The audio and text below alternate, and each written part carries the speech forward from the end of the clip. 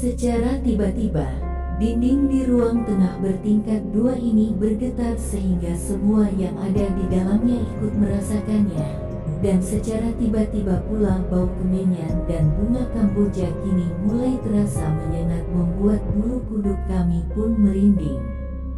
Memang, jika dilihat dari luar, rumah yang memiliki 2 lantai ini dengan pekarangan yang luas, taman yang tertata rapi, dilengkapi pula dengan fasilitas kolam renang yang terletak di samping rumah ini, sehingga tampak begitu megah dan merupakan sebuah rumah idaman bagi siapapun yang melihatnya.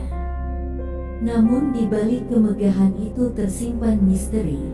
Rumah ini memang indah dan keindahan itu pun menutupi kekurangan rumah ini.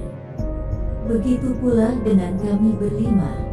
Di zaman serba susah begini, apalagi di Jakarta, sebuah kota metropolitan yang semuanya serba mahal, dan tiba-tiba ditawari sebuah kontrakan yang mewah tapi murah, membuat kami tanpa berpikir panjang lagi langsung setuju untuk menandatangani kontrak dengan pemilik rumah. Apalagi kami hanya mahasiswa yang berasal dari daerah yang masih bergantung pada orang tua. Otomatis kami mencari sesuatu yang murah namun layak. Untuk mundur pun dari semuanya ini rasanya itu pun tak mungkin, karena uang kontrakan itu rasanya sayang untuk disia-siakan.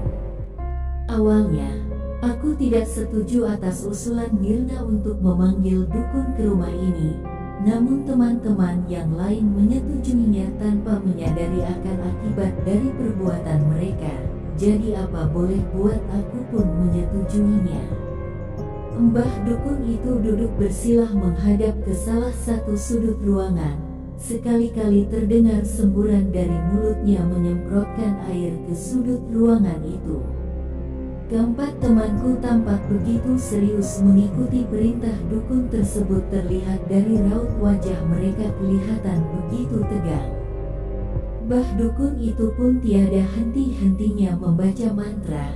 Entah apa yang dibacanya aku pun tidak tahu, karena memang aku tidak berniat untuk mendekat padanya. Aku hanya melihatnya dari jauh, di tangga menuju lantai 2, sebab aku tidak tahan dengan bau kemenyan itu. Rasa-rasanya aku ingin muntah. Namun tidak berapa lama ritual itu pun selesai. Mbah dukun itu pulang dengan peluh yang bercucuran di wajahnya, dan keempat temanku pun tersenyum puas. Kita akan hidup dengan tenang tanpa gangguan itu lagi, kata Lia. Aku pun hanya bisa tersenyum pasrah mendengarnya sambil berlalu ke dapur untuk mengambil makanan, karena dari tadi sebenarnya aku lapar, namun Mbah dukun itu melarangku jauh-jauh dari tempat itu. Takut kalau terjadi apa-apa padaku, katanya. Kini kami semua duduk di meja makan siap untuk makan setelah beberapa menit selesai salat maghrib.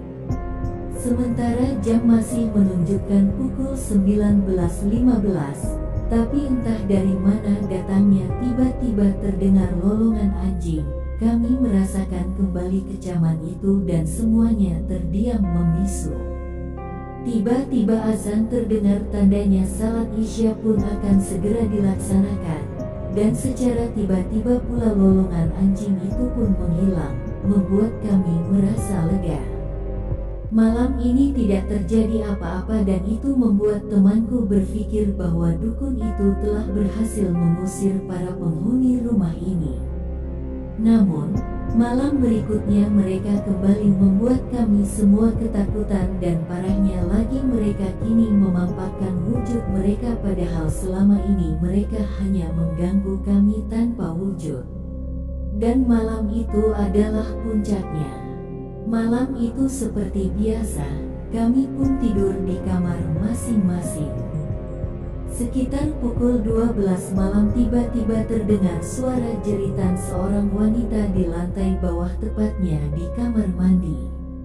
Aku pikir itu salah satu dari keempat temanku, maka aku pun langsung keluar dari kamar dan berlari ke bawah, dan keempat temanku sudah berkumpul di dekat tangga. dan suara itu masih saja terus menjerit, lalu kami pun saling pandang.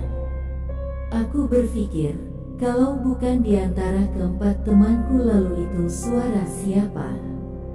Dengan hati-hati pun kami berjalan menuju kamar mandi, tapi tak seorang pun dari kami yang membuka pintu kamar mandi tersebut sampai akhirnya pintu itu terbuka dengan sendirinya. Dan di dalam kamar mandi, seorang wanita berambut pirang tanpa busana bersandar pada tembok dengan pisau tertancap di dadanya dan tembus ke jantung dengan mata melotot, sementara dari hidung dan matanya mengalir darah segar, sambil tersenyum menyeringai kepada kami berlima. Tanpa pikir panjang lagi, kami semua menjerit. Bahkan Anis sampai pingsan, dan kami membawanya agak menjauh dari tempat itu. Tapi saat kami melihat ke arah kamar mandi, tidak terjadi apa-apa di sana. Air yang semula merah darah kini menjadi bening kembali. Dan entah kenapa tiba-tiba lampu di rumah itu mati, membuat kami semua ketakutan. Entah dari mana datangnya, tiba-tiba bermunculan kepala-kepala yang begitu banyak menyerang kami. Semuanya memperlihatkan taring, tiba-tiba mereka seakan-akan kami adalah makanan lezat. Tiba-tiba Mirna dan Susi ikut pingsan. Aku dan Lia berusaha keluar dari kepala-kepala tersebut. Saat mereka akan menyerang kami, kepala-kepala tersebut berbalik arah menyerang Anis, Mirna dan Susi yang pingsan. Di depan mata ketiga teman kami dibunuh, tanpa kami bisa berbuat apa-apa.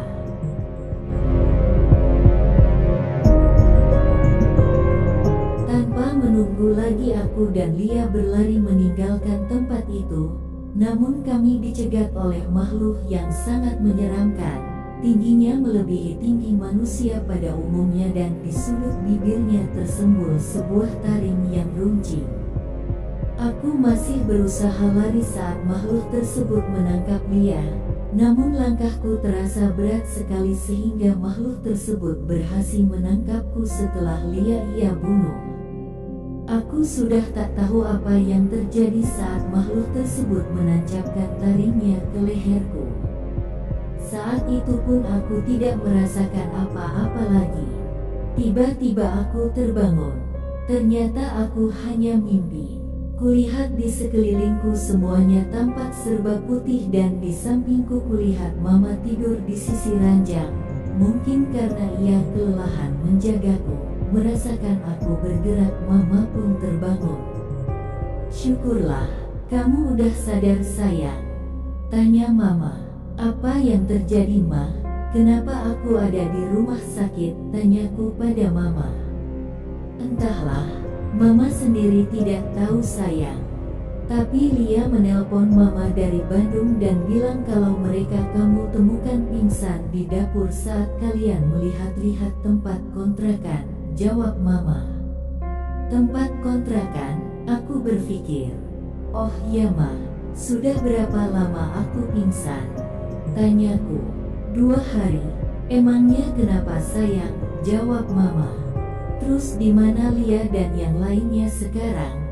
Dan apakah perjanjian kontrak tersebut sudah ditandatangani?" tanyaku tanpa menjawab pertanyaan Mama.